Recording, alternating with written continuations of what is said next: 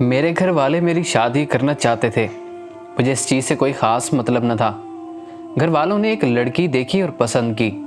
مجھے تصویر دکھائی گئی۔ مجھے تو ایک عام سی لڑکی لگی، کوئی خاص چیز تو نظر نہ آئی۔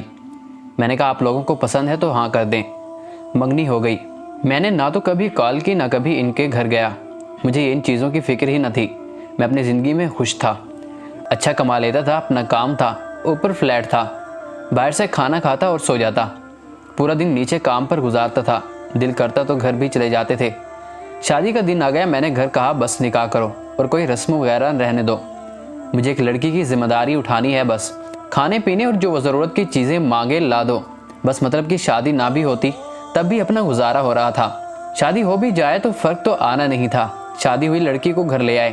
خیر میں نے کہیں پڑھا تھا کہ شادی کے 2 نفل ادا کرنے ہوتے ہیں، میں نے وہ بھی ادا کر لی اور اسی بہانے عشاء کی نماز بھی پڑھ لی۔ ویسے کبھی دل میں خیال آیا تو نماز پڑھ لی، ورنہ نہیں اور میں سو گیا۔ نہ تو مجھے خوشی تھی اور نہ ہی غم۔ شادی کے اگلے دن میں اٹھا اور کام پر آ گیا۔ 2 دن ایسے ہی گزر گئے۔ بات چیت ہوئی بس اتنی جتنا اس سے پوچھتا جواب دے دیا کرتی تھی، اس سے زیادہ کچھ نہیں۔ اس نے پوچھا کہ آپ شادی سے خوش نہیں؟ میں نے کہا مجھے دکھ بھی نہیں، میں لوگوں میں ایڈجسٹ ہونے میں وقت لیتا ہوں۔ نہ کبھی میں نے اس کی تعلیم پوچھی نہ کچھ اور۔ امی کے کہنے پر 1-2 بار گھر چھوڑنے گیا۔ نہ میں نے اس کو پردے کا کہا نہ حجاب کا، اس کو جو اچھا لگے کر لے، مطلب کہ اپنا عمل دخل کچھ نہ تھا۔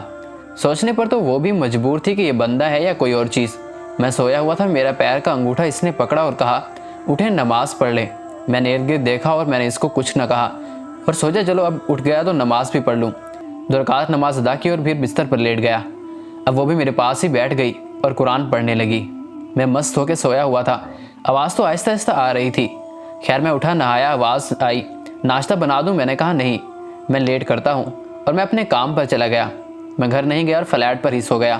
اگلے دن میں گھر گیا تو امی نے کلاس لی کہ گھر کیوں نہیں آیا، اب تیری شادی ہو گئی ہے، جتنا مرضی لیٹ ہو جائے گھر آنا ہے۔ وہ پاس ہی کھڑی تھی، میں اچھا کہہ کر جا کے کمرے میں سو گیا۔ تھوڑی دیر کے بعد وہ بھی کمرے میں آ گئی۔ میں نے پوچھا امی سے تم نے کہا؟ اس نے کہا کہ میں نے تو امی کو نہیں کہا۔ اگلی صبح اس نے پھر مجھے اٹھا دیا اور خود جائے نماز پر کھڑی نماز ادا کی نیت باندھی اور نماز پڑھنے لگی۔ خیر میں نے وضو کر کے نماز ادا کر ہی لی۔ اس کے بعد اس نے کہا اب میری بات سنیں۔ میں نے کہا جی کہیں۔ اس نے پوچھا کہ میں آپ کی بیوی ہوں؟ میں نے کہا ہاں جی۔ اس نے کہا بیوی کے کچھ حقوق ہوتے ہیں؟ میں نے کہا پتہ ہے۔ اس کے بعد وہ قرآن پڑھنے لگی۔ میں خاموش اپنے موبائل پر لگا رہا۔ اگلی رات وہ شرارتیں کرنے لگی اور جیسے تیسے اس کے حقوق ادا کیے۔ وہ لڑکے آہستہ آہستہ میری زندگی میں گھلنے لگی۔ خیر میرے بھی مزے ہونے لگے، ہر چیز تیار ملنے لگی، کپڑے جوتے ہر چیز اپنی جگہ پر ملتی، کہیں بھی پھینک دوں وہ اٹھا کر دیتی ہے۔ اب تو نماز پڑھنے لگا تھا، مطلب کہ زندگی اب بہتر ہوئی تھی۔ اس کے آنے سے ہم دونوں کافی مل گھل گئے تھے۔ اس نے قرآن پڑھنا ہوتا تو میرا سر اس کی گود میں ہوتا۔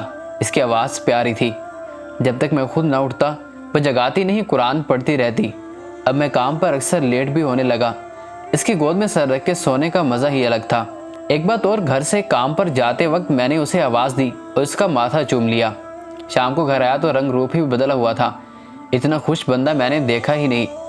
اب ہر روز ماتھا چوم کر جاتا، وہ کہیں بھی مصروف ہو گھر کے کاموں میں، میں اسے بلا لیتا۔ نرم لہجہ، کمال کی گفتگو، کمال کی محبت، پسند کے کھانے، سکون کی نیند، زندگی مکمل ہو گئی۔